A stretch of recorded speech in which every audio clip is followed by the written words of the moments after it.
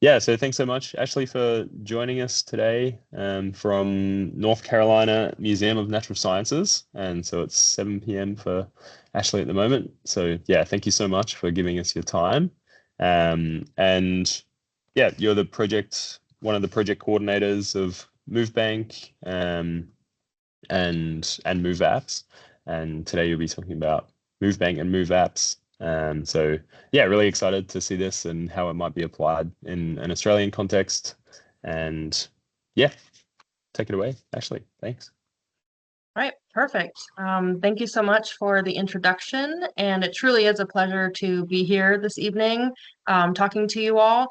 Before I get started, I do want to say that my colleague Sarah Davidson, she's the data curator for Movebank. She sends her regrets that she's not able to make it today. She's actually defending her PhD dissertation tomorrow morning, so send her lots of good thoughts, but she has enough on her plate at the moment. But I'm very excited to be here. And as Scott mentioned, I will be chatting about using Movebank and MoveApps for collaborative and real-time wildlife research and management. And we're not advancing. Okay, here we go. So I'm sure it comes as no surprise to any of you that biologging is now considered a big data science. The amount of data being sent by tags is increasing exponentially. Analytical techniques are developing rapidly, and we're also seeing a growing number of large-scale synthesis projects and initiatives. There are also a lot of community platforms for biologging data out there, and many of these were developed for specific geographic regions, methods, and taxonomic groups. So there's lots of data at our fingertips, but it's really hard to thoroughly assess what's out there. And once we do find what we're looking for, it can be difficult to integrate data due to different formats, method of collection, etc. So how does Movebank fit into all of this? Movebank is the largest global repository for animal tracking and other animal-borne sensor data.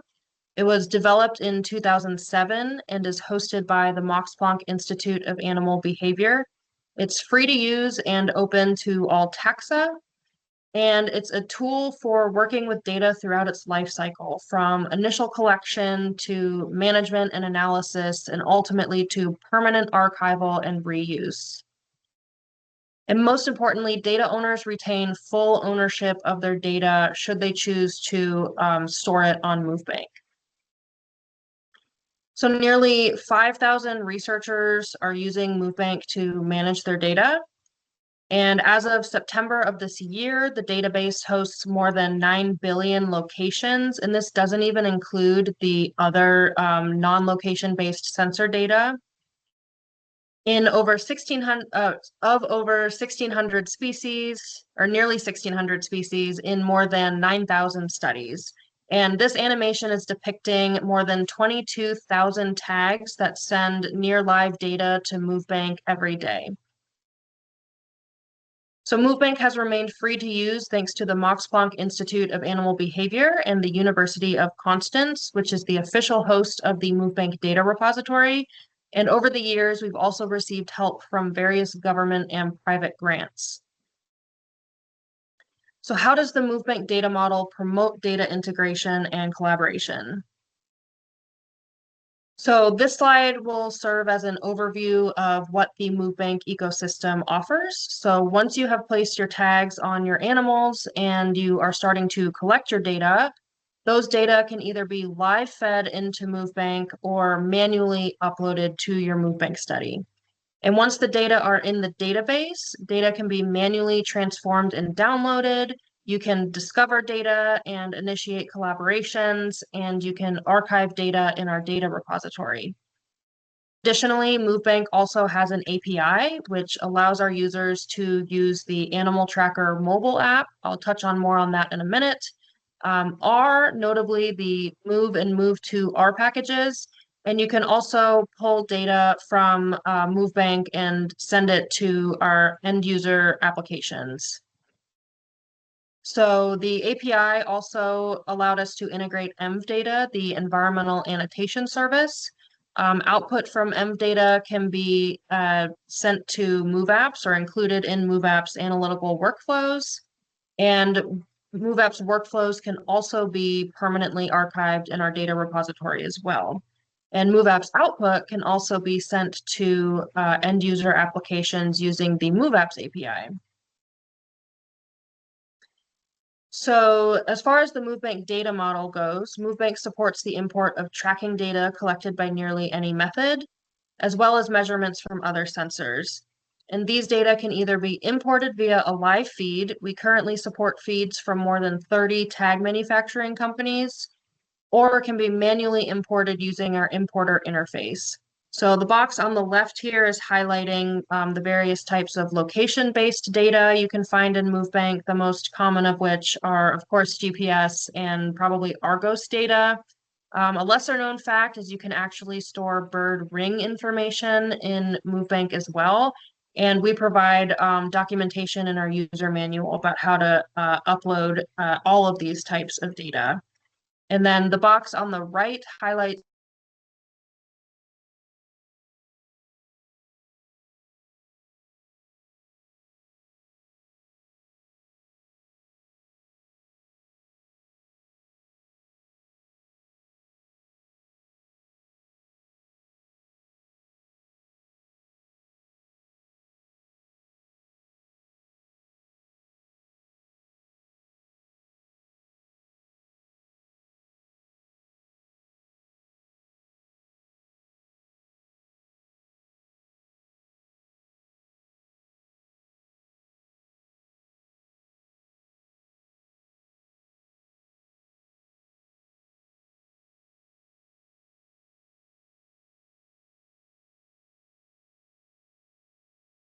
oh, oh, we're back. Oh, you're muted, Scott. Did that happen to everyone? Did it? I wasn't sure if it was just me dropping out, but I dropped out as well. okay, right. Yeah, okay. It must have been yeah, okay. Everyone dropped out. So the last thing that I heard was you were, I think, just kind of finished talking about the locations and how we can like upload them and stuff like that. There's information on like Movebank website. That was kind of around the last thing that I heard. Yeah. Okay, yeah, let me reshare this. Windows. I think we're still recording. Yeah, looks like it. Yeah, cool. That was a new one. I haven't seen that before. That was It very seemed like, bizarre. yeah, well, it seems like more people. It seems like some people maybe couldn't join as well. There's more people in the room now, so Well, that's good.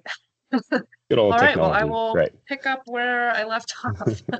Great. Thanks, So Ash. just to recap this slide, which I think was roughly the last thing you heard, I was pretty much saying that Movebank can support location as well as non-location based sensor data, can either be live fed into Movebank or manually uploaded to your study. And so there's a list of location based data on the left. GPS and Argos are the most common, but I did say that you can store bird ring information in Movebank as well. And we have thorough documentation of how to upload these different types of data to your Movebank studies in our user manual. And then the box on the right is highlighting some of the various non-location based sensor data that we also store in the database. And the most common of those is definitely accelerometer data as well. So Movebank can also store information about animals, tags, and deployments. We call this the reference data. And this data provides context for understanding and using the data, especially if data will be reused down the road. So this graphic is depicting your tag is collecting various sensor information and measurements. And then once we link that to a user-created animal ID, we've created a deployment. And from there, we can assign a species to our animal and use the reference data to provide these additional animal-specific attributes, such as animal sex, age, capture and mortality information, etc. So if you're manually importing data, MoveBank supports delimited text files such as a CSV, and we also have supported decoders for Argos Diag and EOBS files, for example. And when data are imported, they are harmonized to a consistent format using MoveBank's vocabulary, which contains persistent descriptions of all data attributes. And this consistent format facilitates meta-analyses and data reuse, as well as automated data processing for other applications. So this is a screen grab from the data importer on the MoveBank website. So that top row is how MoveBank reads your raw data file. And then you would map those individual columns to MoveBank's vocabulary, and you can specify units and conversions during that process as necessary. And then the bottom row there is how MoveBank will ultimately save the data. So researchers can independently organize their data in studies set up in a way that makes the most sense for their projects. And studies offer flexible data sharing and permissions options, making it easy for data owners to share their data with collaborators. A public-facing study summary enables project discovery, and researchers can specify their license terms. So this is an example of what a study might look like if it is private and contains restricted access data. So in this case, in the license terms, they encourage users to reach out regarding data access for academic or educational purpose in this case. And then this is what the study details might look like for a public study. And we have a few different Creative Commons license options that researchers can choose from. MoveBank also provides resources for data organization and quality control, such as flagging outliers, running various filters, and updating deployments or project metadata. And making these changes within your MoveBank study rather than locally can save time and maintain the data in its cleanest format so it's ready for analysis or reuse. Now, as I mentioned earlier, the Animal Tracker app is more mobile friendly than the MoveBank website, and it allows researchers in the field to follow animals' current movements. And if researchers make their data publicly available, then other users of the app can contribute observations directly to the researchers within the app interface. For example, reporting photos of tagged individuals. And you can configure these settings in your study permissions. You would just link to your Animal Tracker account directly from your MoveBank study.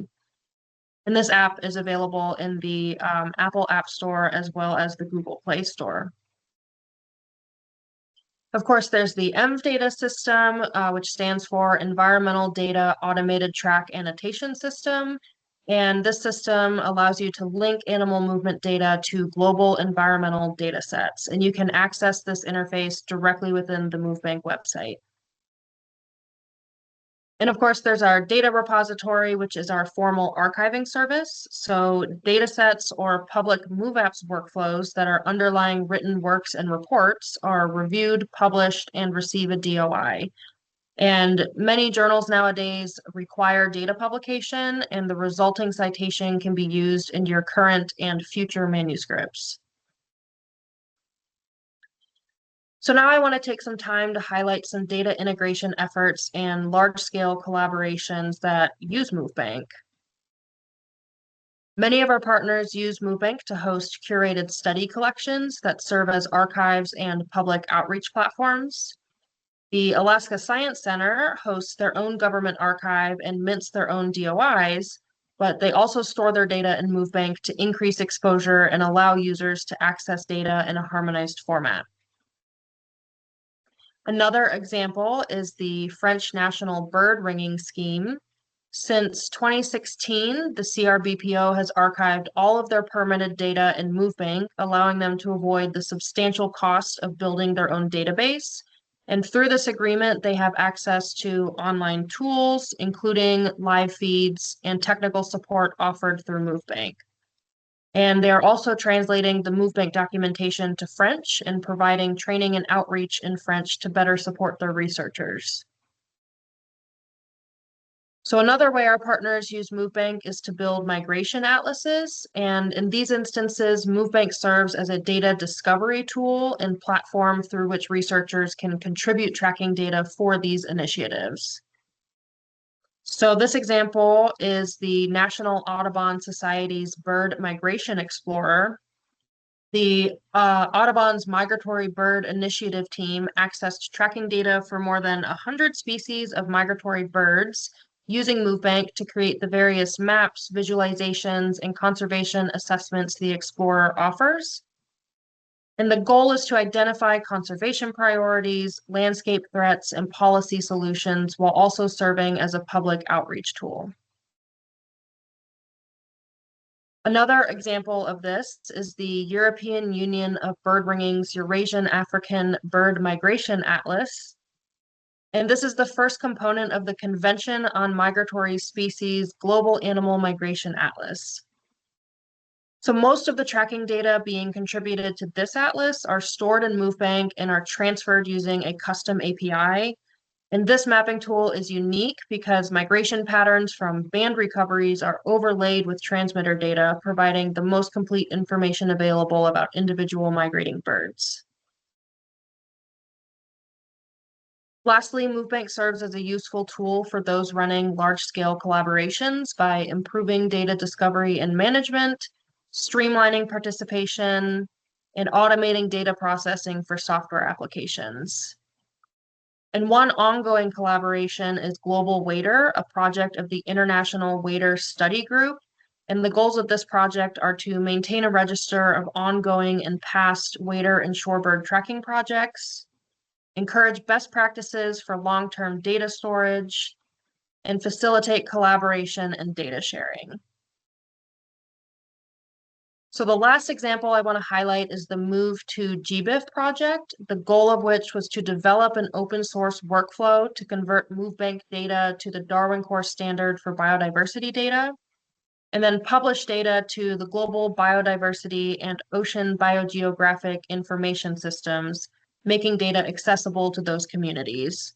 And this project was led by the Research Institute for Nature and Forest in Belgium. And so the MovePub R package was developed through this project. All right, so now I'm going to transition to MoveApps, our user-friendly no-code analysis platform. So if you're anything like me, this might give you a headache. And even if you are comfortable coding and know your way around code, updating and debugging code can often be time intensive. And new methods continue to develop rapidly, and many analyses have become more complicated. And each of these things can pose barriers to gaining timely insights from data. So we asked ourselves, how can we make the flow from data collection to policy to conservation outcomes faster and more effective? So we developed MoveApps to help wildlife managers achieve their conservation goals and allow anyone to efficiently analyze data. In a nutshell, MoveApps allows you to build repeatable workflows out of user-contributed analysis apps. MoveApps is inclusive, it's free and easy to use thanks to its no-code interface, and it's completely open source, so all of the code is on GitHub. It's sustainable, it's a serverless and cloud-native platform, so there's no need to download or install any software, and you don't need any powerful computers to run the analytical workflows. It's reproducible, so all of the analysis apps run in individual Docker containers, and you can publish workflows to receive a DOI for your methods. And it operates in near real time. So MoveApp supports automated workflow runs and is integrated with Movebank and other systems. And to date, there are more than 1,500 registered users on the platform, and the platform is used for scientific outreach, management, and real-time intervention applications. So what is an app? An app is an independent analysis module. MoveApp supports various programming languages, and most of our apps are coded up in R, R Shiny, or Python. Each app has a defined input and output type, but some apps also allow you to upload auxiliary files to be used in the analysis, and most apps also generate what we call artifacts. So these could be CSV tables, maps, graphs, etc. And lastly, and most importantly, apps are developed by the community for the community. So my colleagues recently published a paper discussing the effectiveness of volunteer coders for conservation. And we've had people from outside the field of movement ecology contribute apps to the platform because they're passionate about various conservation problems and they want to contribute solutions. So what is a workflow? A workflow simply consists of multiple apps strung together, and workflows can be shared privately, directly with other MoveApps users, or publicly, so general users of the platform can load a copy of the workflow into their own account and replicate your methods using their own data. So if we dive into the metadata associated with an app, every app has an app details page, and here you will find more information about the app. You can see what environment the app is coded in. You'll find the citation for the app so you can properly cite the method. A link to the app documentation, which is hosted on GitHub. And this README is a great place to start to learn more about what an individual app does, learn what methods or R packages the app was built off of or designed around. There's information in there about input settings, information about the output of the app so you can interpret the output and understand the results that you're getting. And then in some cases, the documentation can also help debug errors that the app might be giving and give suggestions for how to tweak some of the settings to resolve those errors. Because as I'm sure you know, not all analyses are one size fits all. If you want to report errors or offer suggestions, you can create an issue on the app's GitHub page. And every app also generates logs, which can be useful in helping troubleshoot errors as well. And all of the source code is available on GitHub. So if you really wanted to, you could download the code from GitHub and customize it further directly in R or in another program. So this slide here is meant to give you an idea of what the settings look like for apps. So all apps have these very user-defined settings. As you can see, it's very point and click. And once you've tweaked your settings, just make sure to save your changes before you execute the next workflow run. So what tools does Movebank or does MoveApps actually offer? So we do have a public app browser. I've linked to it at the bottom of this slide. I encourage you in your spare time to check it out just to see what tools are there based on your own research questions and the type of data that you have. But the app browser is structured kind of based on functionality. So as you can see, there's apps that do behavioral annotation, clustering analyses, visualization and animation. There's lots of data filtering tools on MoveApps, file conversion, so you can convert your files to other file formats. For example, if you wanted to bring them into other programs, such as GIS programs, habitat selection, you name it. So there's a lot of stuff here. And currently, there are more than 125 apps available on the platform. And this screenshot is highlighting the apps designed for location-based data, but I do want to mention that there are also apps for what we call non-location-based data, such as accelerometer data. And I suspect within the next year, we'll see even more progress with those apps as well. But they're definitely not used as much as the apps for location data. And one major benefit of MoveApps I want to highlight is the ability to schedule workflows to run automatically on a user-defined schedule. And then you can access this output from an email attachment directly within your MoveApps account or via API. So this feature allows you to receive updates before you've even arrived at the office for the day, or in some cases, rolled out of bed for those of you who work from home. So I want to take the rest of the time today to highlight our some partner use cases from our partners who are using MoveApps for their work. So our first example here is our partners at the North Carolina Zoo and Earth Ranger needed to be able to identify clustering behavior and mortality events. They do a lot of vulture conservation work, and unfortunately, some of these carcasses are often poisoned. And so they need to be able to detect vulture feeding clusters, receive an email alert, and be able to transmit this to their rangers so they can get boots on the ground. And so we help them build a customized workflow to achieve these requirements. And they've told us that what used to be 2 hours worth of work every morning has been reduced to a few minutes by scheduling this workflow to run automatically on a daily basis.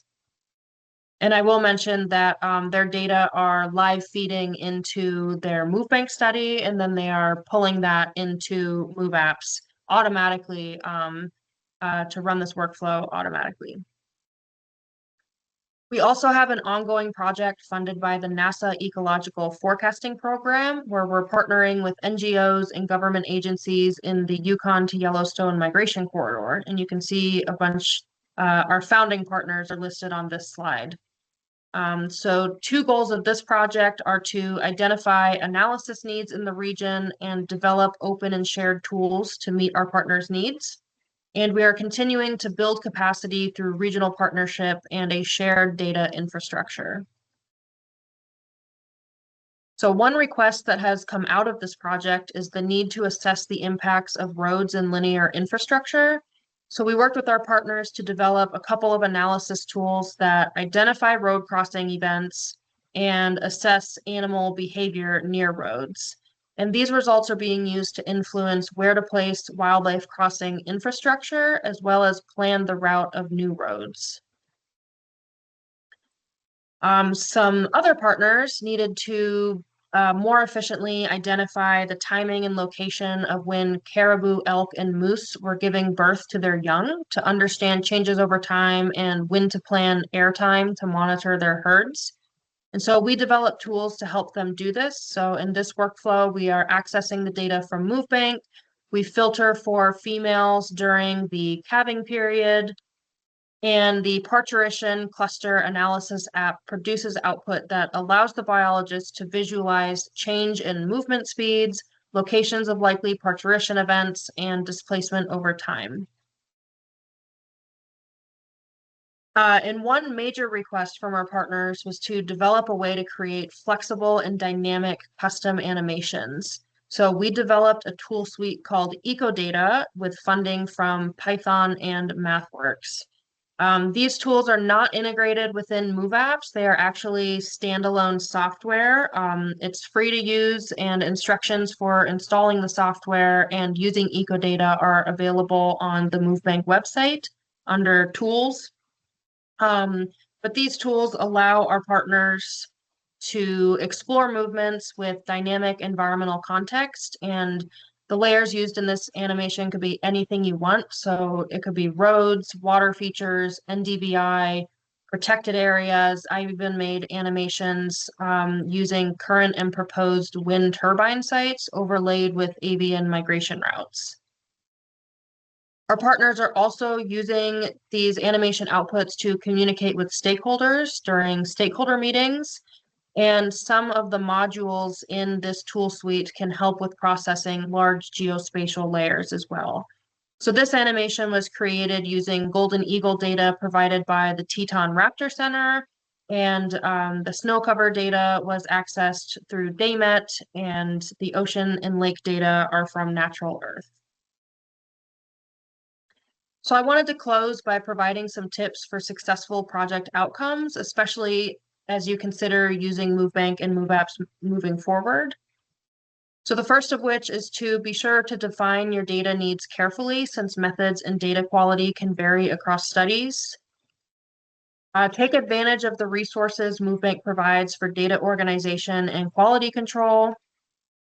Plan for data availability requirements. And be sure to involve data owners throughout the entire process, from initial outreach to coordinating data sharing agreements, give opportunities for input. For example, they may have additional data that's not stored on Movebank or in their Movebank study. They may be able to report undocumented issues with the data, and just in general, they have expertise about the data set and probably the species of interest. And then ultimately offer acknowledgements or co-authorship on any resulting manuscripts. Continue to find people and plan new data collection, and consider building living methods and applications such as replicable analyses and scripts, building living initiatives that continue to grow with new data. So for more information on collaborations using Movebank, you can scan this QR code. It's a great way to get started. And with that, I want to acknowledge my team and everyone involved in all of these projects. And thank you so much for your time. And with that, I will open it up for questions and discussion.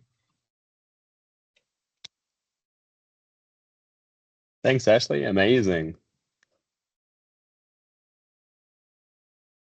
Yeah, I'm sure, everyone will join me in saying that was a really, fascinating, just such a impressive kind of ecosystem of tools that, just seems so useful.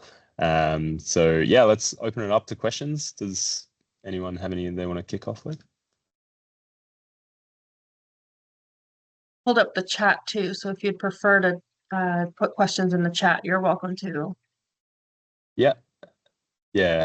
Graham, did you raise your hand there? Feel free to unmute yourself and chat if you want. Yeah. Okay, can you hear me? Yeah. You're a little quiet, but yeah. Put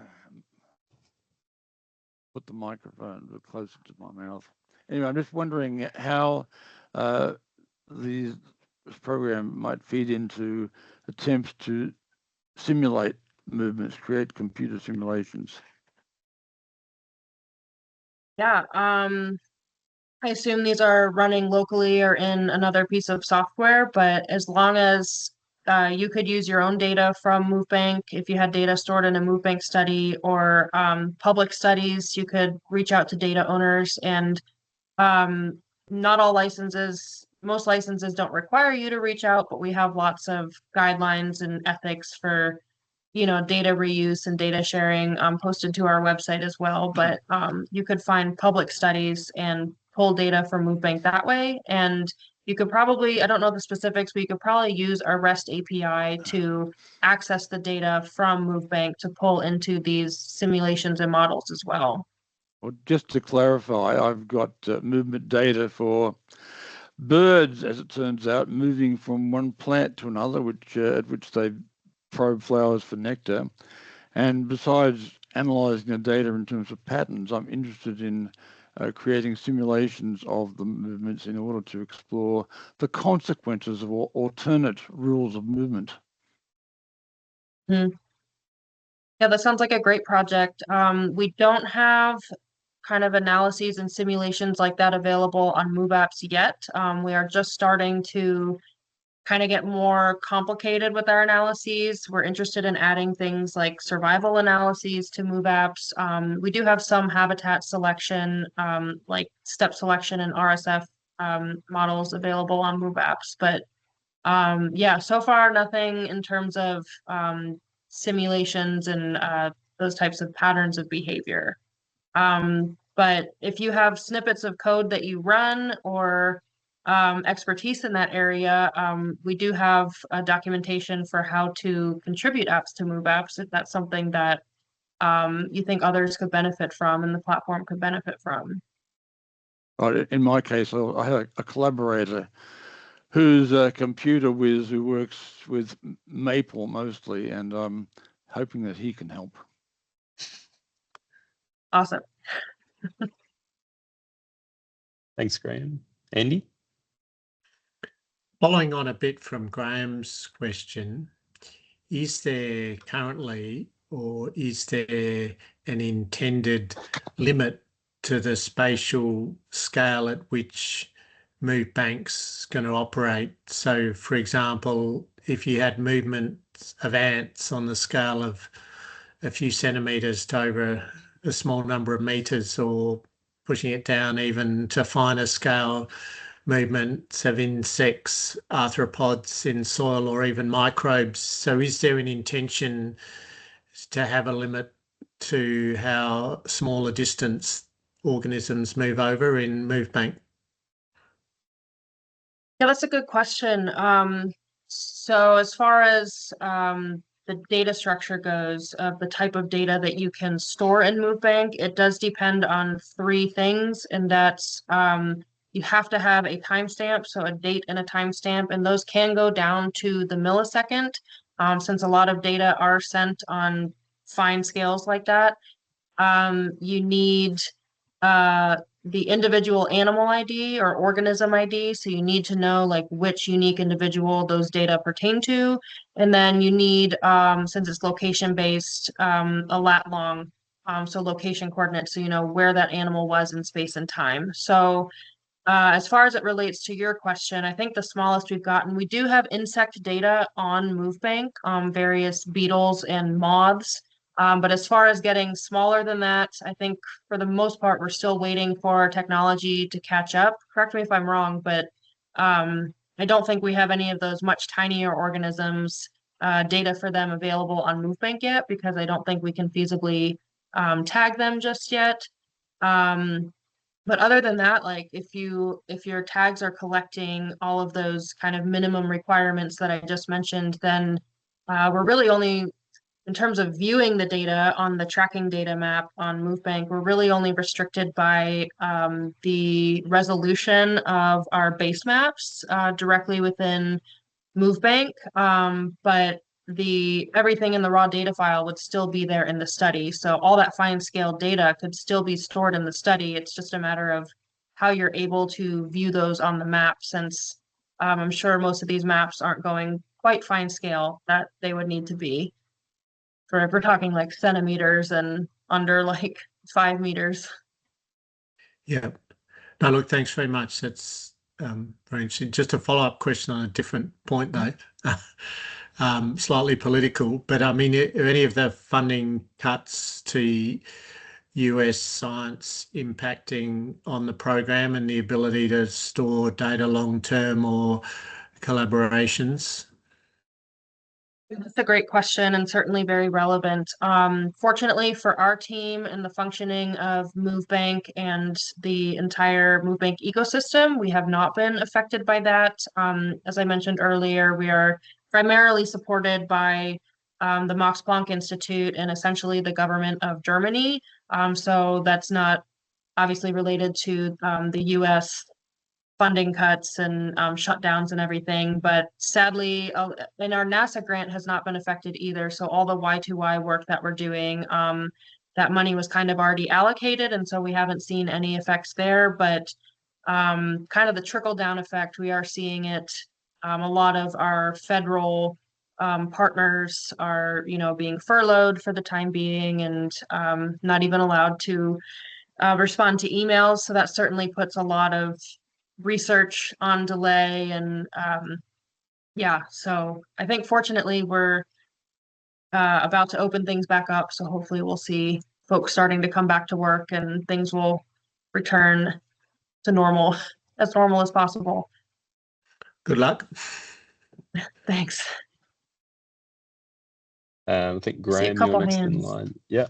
All right, yes. Another question, that is, how does the system cope if you don't have tagged individuals? If, for example, you have an area under observation and animals come in and move around in that area and you record aspects of that movement, can the system cope with that?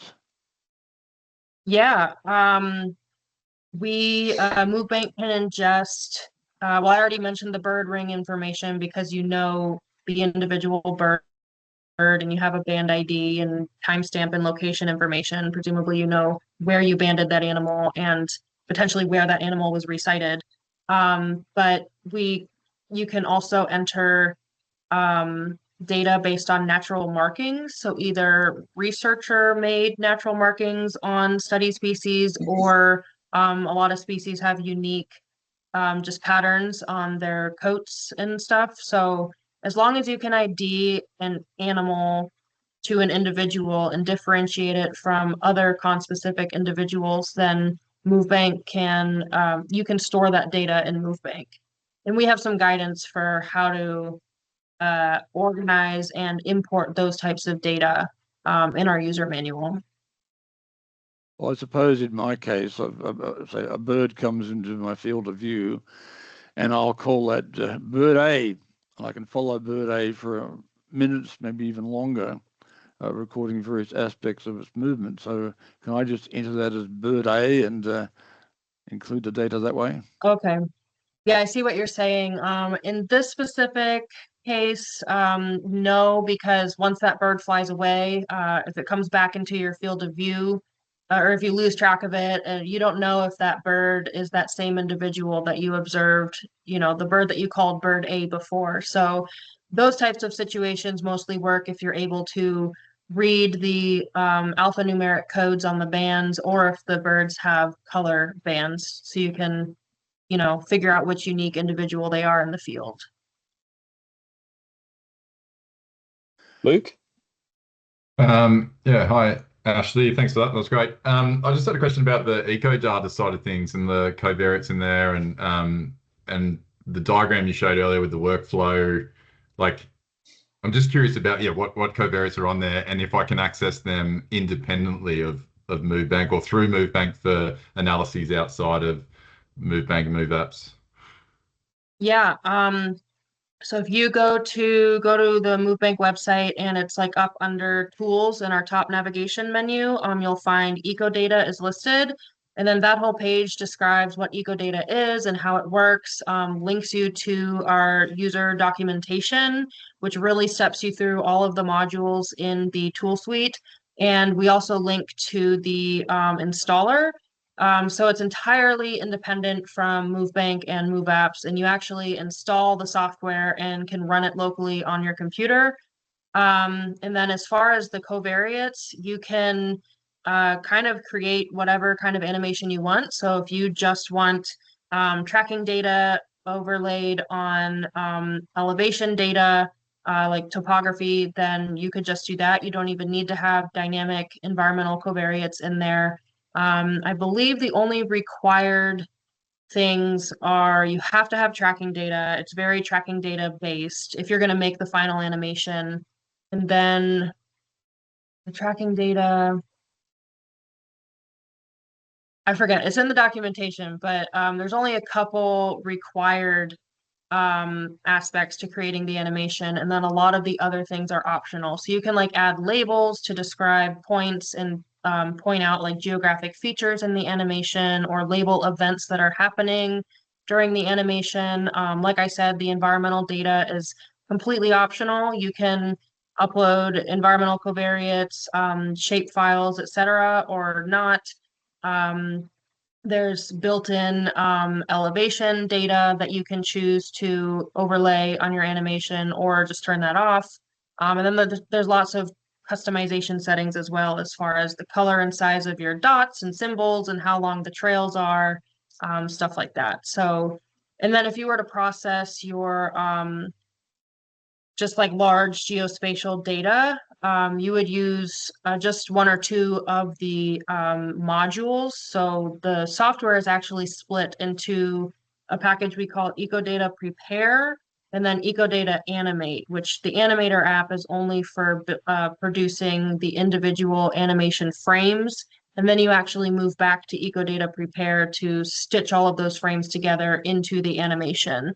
So if you don't even want to do all of that, but you just wanted to process these really large layers, then you would just work through the first module or two within EcoData Prepare. So it's pretty flexible. Hopefully that answers your question. I think that's good to know. I was thinking more about analyses rather than animation. Like, can you extract, like, are they like raster files, like GeoTIFFs or something with a certain resolution that you can then extract values per cell to your fixes, your locations, and then use that in your own analyses? Yeah, it's been a minute since I've been in the app, but I'm pretty sure in the module where you're processing all of the environmental data, you can also get you get a table in there, and I believe there's time-based values to coincide with the tracking data. But I'm sure if you flip through the documentation, that'll lay it out a lot more clearly than I can describe right now. Yeah, that's cool. I think No, thanks. were you thinking of maybe the env data one, Luke? Because is that one seems more like a repository of layers which you can download for analysis. Which one? Sorry. The env data. I was actually going to ask a question about the env data. Is that the one where you can download environmental data? Yes, I should be posting links in this chat to like all these things, but yes, env data is our environmental data annotation system, which you can use directly through Movebank, through the Movebank interface, but you don't need your own data. You need an account. You need to set up a Movebank account to use it, but you don't have to use data in a Movebank study. Like you can upload a file of tracking data, just has to be formatted properly. But you can upload a file and run it through env data and select your environmental data product or whichever variables you want, and then submit that for annotation. And I think that'll kind of get at or address like what you're trying to get at. So then the environmental values for whichever covariate you choose would be just appended to your tracking data file using that annotation service. And we have documentation for that as well on our website and in our user manual. Yeah, I was wondering, is that kind of like I guess like Google Earth Engine or something where you have this like massive repository of layers which you can then download? Does env data is that like a big repository of layers, or does it integrate with Earth Engine or anything like that? Yeah, good question. So basically it is integrated with these integrated directly with these environmental data providers. So we're pulling data from like NCEP, NAR data. We had ECMWF on there for a while, but I don't know if any of you have heard that they recently moved their climate data store, which has created a lot of problems downstream, including for us just managing the API and data requests. So we're actually exploring ways right now and trying to secure funding to move env data kind of out of Movebank. And we have a beta version of EcoData right now where we actually incorporate an environmental data annotation engine like into existing EcoData, which will allow your environmental integration to be a lot more flexible. So we're currently testing that, and it won't be as straightforward as select your data product like within Movebank when you go to submit an env data request, but I think the benefits of it will outweigh it being slightly more difficult because, like I said, it's going to offer a lot more flexibility. So hopefully more to come on that in the next year. Cool, thanks. Who else has got a question? Or maybe ask another one. So yeah, I'm really interested in the kind of MoveApps and like the potential that can have for people to analyze their data, because there's so many different movement ecology kind of tools and techniques, and some of them are pretty challenging to get started with. It seems really difficult to kind of like, be able to connect all the apps with like, the output of one has to kind of flow into the next. So I'm just wondering how like sophisticated the apps can be. Like, I guess, could you have like, a step selection function with random effects and like nonlinear terms? Like, is there any kind of like limit to how sophisticated they can be, or is it just a matter of getting the data in the right format? Right. Yeah. When it comes down to it, I mean, we try to make apps yeah, a little bit kind of stepwise, but you can have them do as much or as little as you want, just as long as, like you said, the output data that's being passed on to the next app is in the right format. So I had a couple slides on this and I pulled them out because I didn't want to get too into the weeds with MoveApps, but since you've already mentioned it, in the app browser, once you select a topic like behavior annotation, for example, once you click on that, it'll show you a list of all the apps that fall under that like keyword or type. And the very right-hand side, there's a column for the input and output type. And so that's the format of the data frame that the app is ingesting, and then the format of the data frame that it is spitting out to pass on to the next app.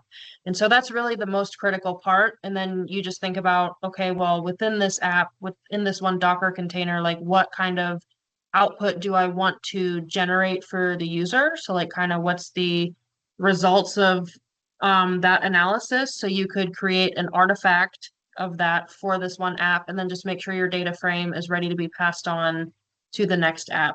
So we have instructions for all of that. We have a lot of tutorials. My colleagues added some video tutorials on how to make apps that are available in the MoveApps user manual. And there's also tutorials for creating apps using R and Python. So if you are interested in turning any commonly used batches of code or snippets that you frequently use, if it's not already on MoveApps, if there's not a similar alternative to that or a comparable, equivalent app, then definitely check out those tutorials, and we'd be happy to help you turn them into a live app on MoveApps. Cool, thanks. Yeah, and then maybe if I can, maybe a quick follow-up question: is there the possibility of like taking one of the existing apps and then kind of adding, something to it? So let's say you want like nonlinear effects in a step selection function or something. So you've got like the base function. Can you then customize it either within the platform, or would you have to like fork the GitHub repo and then add that? Yeah, good question. So right within the platform, you could not add those settings or specifications, because the settings that are presented to you as a user are the settings that come with that current version of the app. So it's not flexible in that way.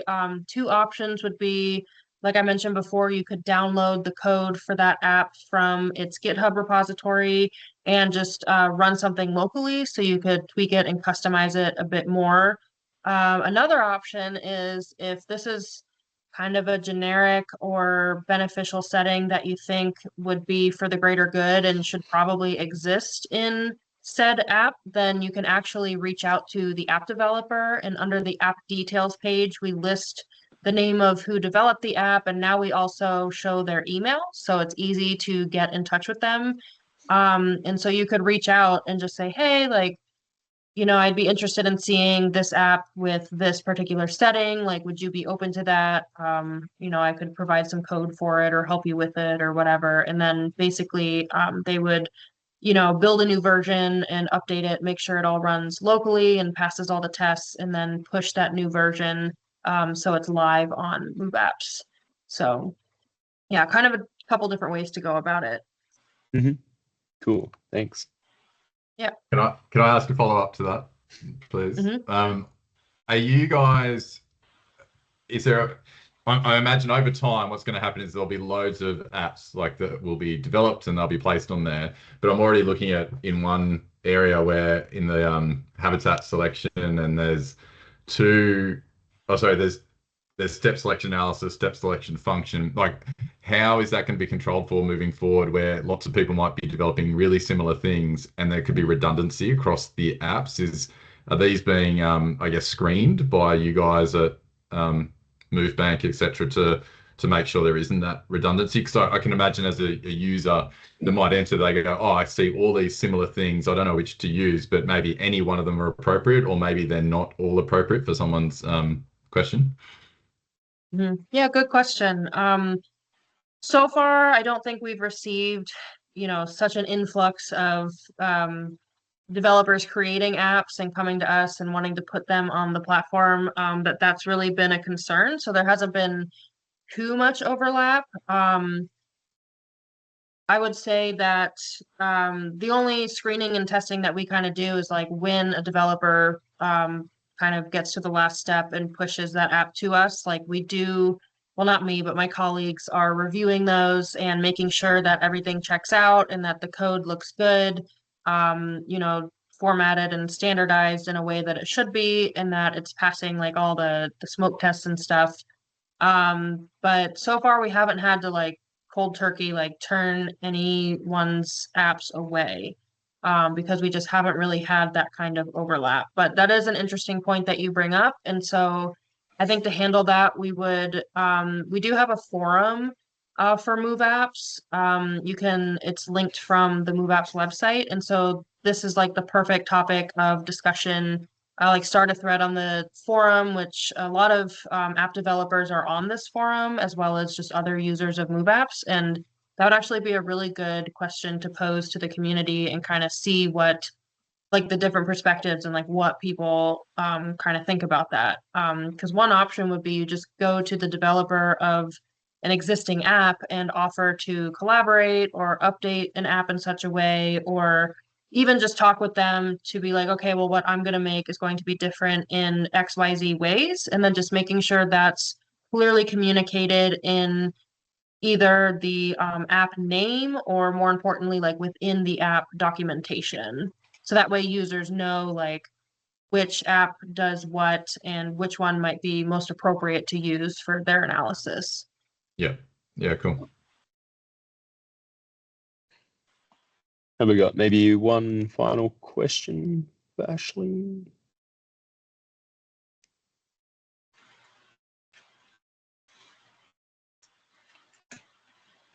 Let me off easy. Oh, Matthew? Did you want to ask a question, Matthew? I can't hear you. I see you've unmuted, but that was completely accidental. Sorry about that. okay. Do you want to ask a question? No, unfortunately I had to do something. I came in late, so I missed the start of the thing. So Yeah, no problem. Great. Okay, well, maybe we'll thank Ashley again, and then we'll do a little debrief for the next kind of, or the upcoming MoveSIN. But yeah, thanks again, Ashley. That was, yeah, really fantastic. So. Thank you so much. And thank you everyone for coming here on a Friday morning. Right. Yeah. Thanks for coming at 7 in your evening. Yeah. Of course. Yeah. So just